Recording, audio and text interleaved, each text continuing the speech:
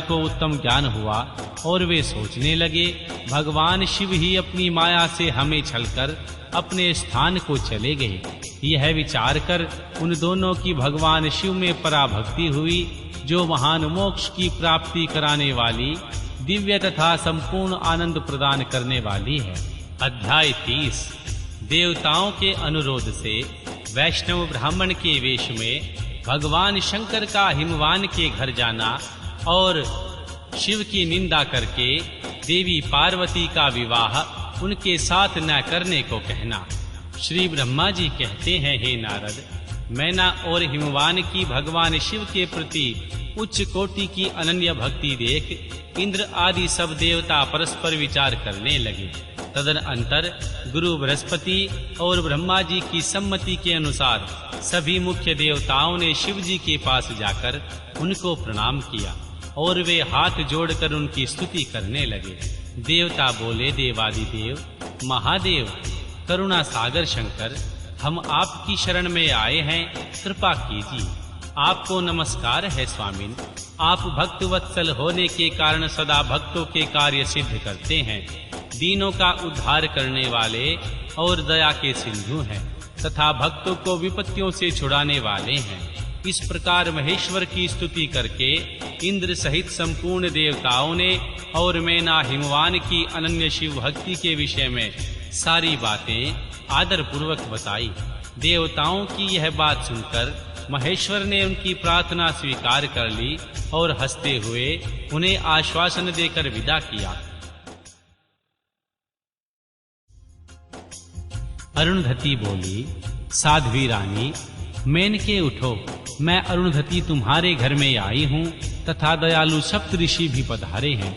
अरुणधति का स्वर सुनकर मेनका शीघ्र उठ गई और लक्ष्मी जैसी तेजस्विनी उन पतिव्रता देवी के चरणों में मस्तक रखकर बोली। मैना ने कहा, आहो, हम पुण्य जन्मा जीवों को आज यह किस पुण्य का फल प्राप्त हुआ। हमारे इस जगत में जगदृष्टा ब्रह्मा जी की पुत्र वधू और महर्षि वशिष्ठ की पत्नी पधारी है। देवी, आप किस लिए आई हैं, यह मुझे बताइए। मैं और मेरी पुत्री आपकी दासी के समान हैं, आप हम पर कृपा कीजिए। मैना के ऐसा कहने पर साध्वी अरुणधति ने उसको बहुत अच्छी तरह समझाया बुझाया और उन्हें साथ ले वे प्रसन्नता पूर्वक उस स्थान पर आई जहाँ वे सप्तऋषि विद्यमान थे। सप्तऋषिगण बातचीत में बड़े निपुण थे। उन सब ने भगवान शिव के युगल चरणारविंदों का स्मरण करके शैलराज को समझाना आरंभ किया। ऋषि बोले, शैलेंद्र, हमारा शुभ कारक वचन सुनो। तुम देवी पार्वती का विवाह शिव के साथ कर दो और संहार करता रुद्र के ससुर हो जाओ। शंभु सर्वेश्वर हैं, वे किसी से याचना नहीं करते। स्वयं ब्रह्मा जी ने तारकासुर के विनाश के लिए एक वीर पुत्र की उत्पत्ति कराने के उद्देश्य को लेकर भगवान शिव से यह प्रार्थना की है कि वे विवाह कर लें। भगवान शंकर तो योगियों के शिरोमणि हैं, वे विवाह के लिए उत्सुक नहीं हैं। केवल ब्रह्मा जी की प्रार्थना से ही वे महादेव तुम्हारी कन्या का पाणी ग्रहण करेंगे। तुम्हारी पुत्री ने जब तपस्या की थी उस समय उनके सामने उन्होंने उससे विवाह की प्रतिज्ञा कर ली थी। इन्हीं दो कारणों से वे योगीराज शिव विवाह करेंगे। ऋषियों की यह बात सुनकर हिमालय हंस पड़े और कुछ भयभीत हो विनय पूर्वक बोले। हिमालय ने कहा, मैं भगवान शिव के पास कोई राजोचित सामग्री नहीं देखता हूँ। उनका न कोई घर है, न ऐश्वर्य और न कोई स्वजन, बंधु बांधव ही है। मैं अत्यंत निर्लिप्त योगी को अपनी बेटी देना नहीं चाहता। आप लोग वेद विधाता ब्रह्मा जी के पुत्र हैं, अतः आप निश्चित विचार कहिए। जो पिता काम से, मोह से, भय से अथवा लोभ से किसी अयोग्य वर के हाथ में अपनी कन्या देता है, वह मरने के बाद नरक में जाता है। अतः स्वेच्छा से भगवान शूलपाणी को अपनी कन्या नहीं दूंगा। इसलिए महर्षियों, जो उचित विधान हो उसे आप लोग कीजिए। मुनीश्वर नारद, हिमाचल के इस वचन को सुनकर बातचीत करने में निपुण महर्षि वशिष्ठ ने उनसे यो कहा। महर्षि वशिष्ठ बोले, शैलेश्वर, मेरी बात सुनो।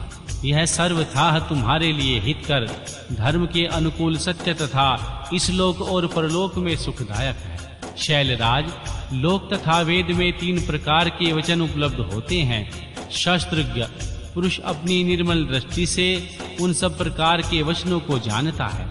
एक तो वह वचन है जो तत्काल सुनने में बड़ा प्रिय लगता है, परंतु वह असत्य एवं अहितकारक सिद्ध होता है। ऐसा वचन बुद्धिमान शत्रु ही कहता है, उसमें कभी हित नहीं होता। वह है जो आरंभ में अच्छा नहीं लगता, उसे सुनकर अप्रसन्नता होती है, परंतु परिणाम में वह सुख देने वाला होता है। इस तरह का वचन दयालु धर्मशील बांधव जन ही कर्तव्य का बोध कराता है।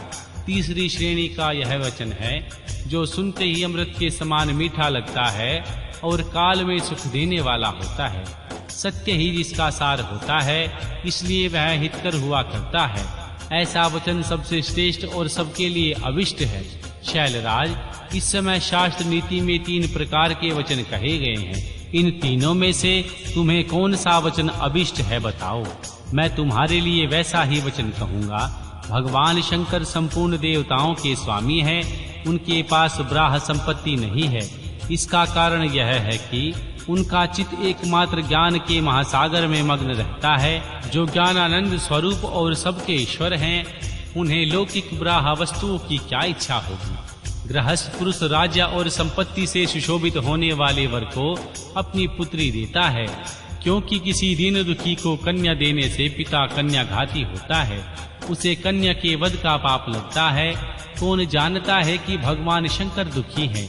कुबेर जिनके किंकर हैं, जो अपनी भृंग भांग की लीला मात्र से संसार की सृष्टि और संहार करने में समर्थ हैं।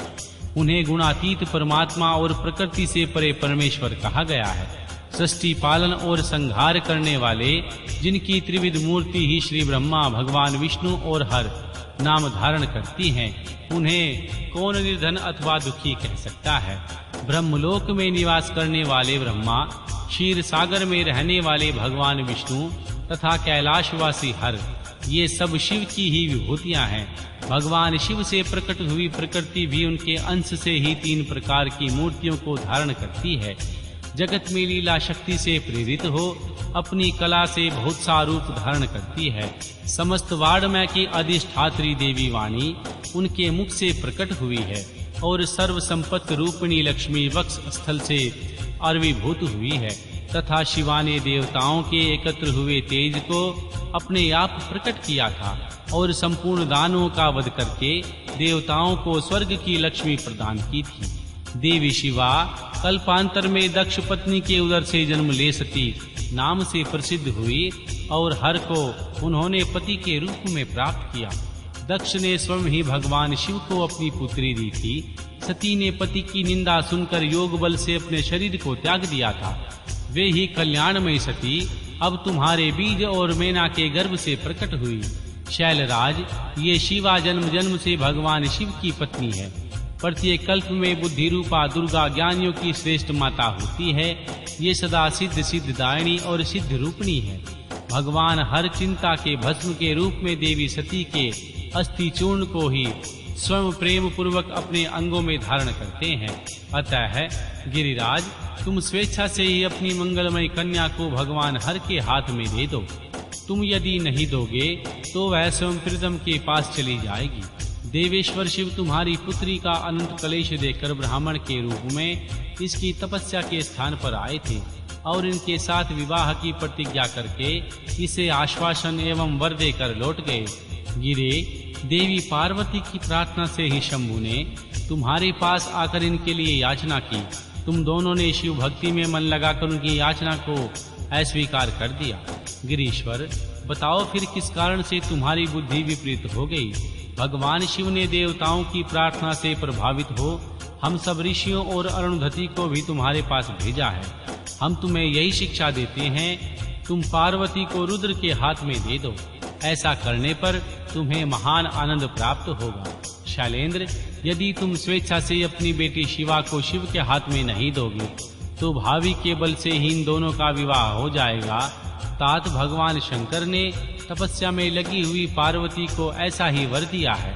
ईश्वर की दी हुई प्रतिज्ञा कभी पलट नहीं सकती। गिरिराज, ईश्वर के वश में रहने वाले समस्त साधु पुरुषों की भी प्रतिज्ञा संसार में किसी के द्वारा उल्लंघन होना कठिन है।